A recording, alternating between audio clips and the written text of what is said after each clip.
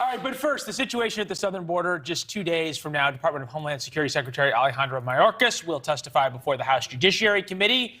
Grab your popcorn, because the contentious Title 42 border policy is going to be the main focus. Remember, Title 42 is the public health order put in place allowing for the immediate expulsion of migrants at the southern border due to COVID-19.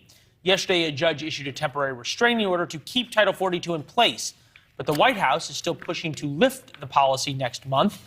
Just hours ago, the secretary released a post-Title 42 border plan. 20-page memo includes 6 border security pillars, including, quote, surging resources to the border, increasing processing efficiency, targeting smugglers, and increasing penalties for illegal immigration.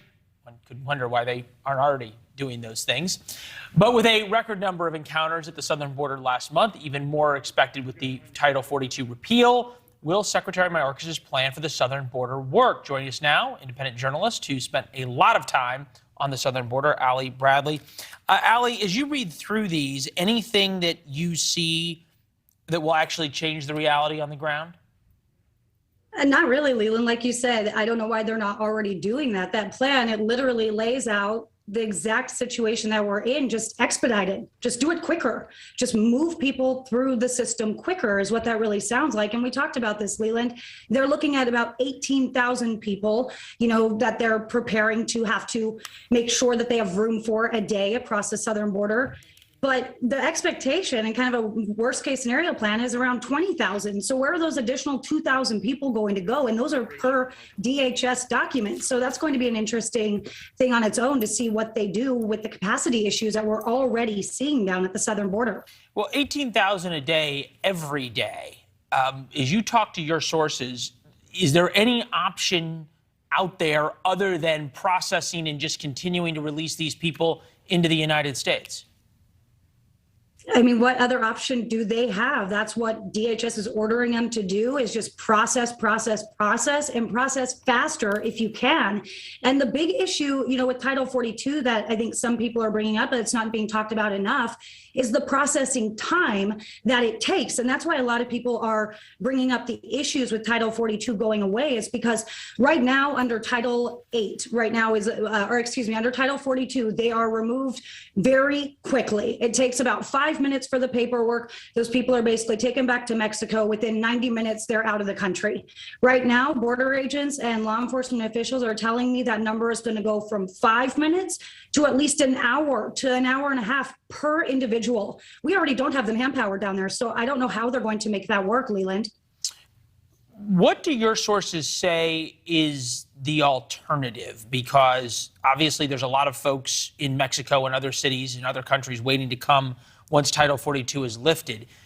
Your sources in Border Patrol, do they say that if Title 42 remains in place, this surge just won't happen? I don't think that that's what the mentality is necessarily. I think most of these agents are expecting this surge to be happening because this is what we saw last year. We saw those numbers start to go up in March, Title 42 or not, Leland. But here's the thing. I've been reporting this. The Border Patrol Union's been reporting this. The reality is Title 42 is in place on paper, but it's not being implemented. Those agents down there have been instructed to stop processing under Title 42, and that happened days ago. I've been reporting on that. They've already been starting to process under Title 8, which is expedited removal, but that is the opportunity for them to display that they have a credible fear or talk about their asylum claims at that juncture. So right now, that's what we're looking at. And for the most part, most of these folks are coming over and claiming some kind of asylum, whether it be, economic or, they say they have a credible fear, and we can't get to the bottom of that on the surface level, right? Yeah, you and I have both interviewed so many of these folks, and they all kind of tell the same story, and the cartels sell them that story, and then they go ahead and use it. I only got about 30 seconds. Is there a breaking point where the system just can't process any more people? You're talking about 20,000 people who each take an hour, and 20,000 the next day and the next day. What's the worst case scenario from your sources? I mean, they're hoping Title 42 stays in place, but isn't it already worst case scenario for them based on what they're telling me? I mean, they are literally sitting in a position where they're not doing their job. They're inside processing every day. They might have one agent out there. With this group that I saw coming across, there was one agent out there, and he wasn't where we were. When those people crossed, there wasn't a single border agent there. I was there by myself, so I had to call Border Patrol. So this is a very real situation, Leland, that right now, the levee is already broken, right? This is happening every single day. What you're watching on TV right now, this is what they're dealing with every day, and they just don't have the manpower. So, it is an issue, but I will tell you this, Leland, when you ask what is the other option? I've talked to several NGOs, even the Catholic Charities of the Rio Grande Valley, which is the biggest NGO along the southern border. And they have told me Mexico is a viable option to live and work and be in. They said they don't want to, though, because the cartel's controlling the narrative. Yeah. The cartel doesn't make money if they stay in Mexico. So right, yeah, they only get the money to get people across. Allie, great reporting as always. Thank you. It's good to see you. Good to see you. Yeah, Allie makes a really, really good point that many of the plans that Mayorkas says will now be in place or are necessary should have already been in place. It's pretty basic stuff. And if it's going to be put into place now, it has to be expedited. We can't wait until May 23rd. Yeah, so the real question is just an excellent point. It's a numbers question, though, right? And that is, that you look at some of the plans, surge resources to the border, increase processing efficiency. Well, these are great sort of ideas, but the devil's in the details. And I've been down on the border. They don't have extra resources to surge. No. Where do you surge them from? Oh, other parts of the border. Where is more people coming across? Every part of the border. Yeah. It just they're robbing Peter to pay Paul, and at some point, and which I was trying to get at with Allie, that the system just breaks down. Right. And the flood of people coming across, the Border Patrol just won't even be able to bother trying to stop. I mean, overwhelmed doesn't even begin to summarize overwhelmed was back in what's September. happening. And the other layer to this is the Remain in Mexico policy. Sure. So we've got Title 42, and then we have this. This, of course, is a major discussion happening at the border right now, Remain in Mexico. The Supreme Court is weighing whether or not to allow the Biden administration to end the Trump-era policy, which forces asylum seekers arriving at the southern border to await approval to the U.S. through Mexico.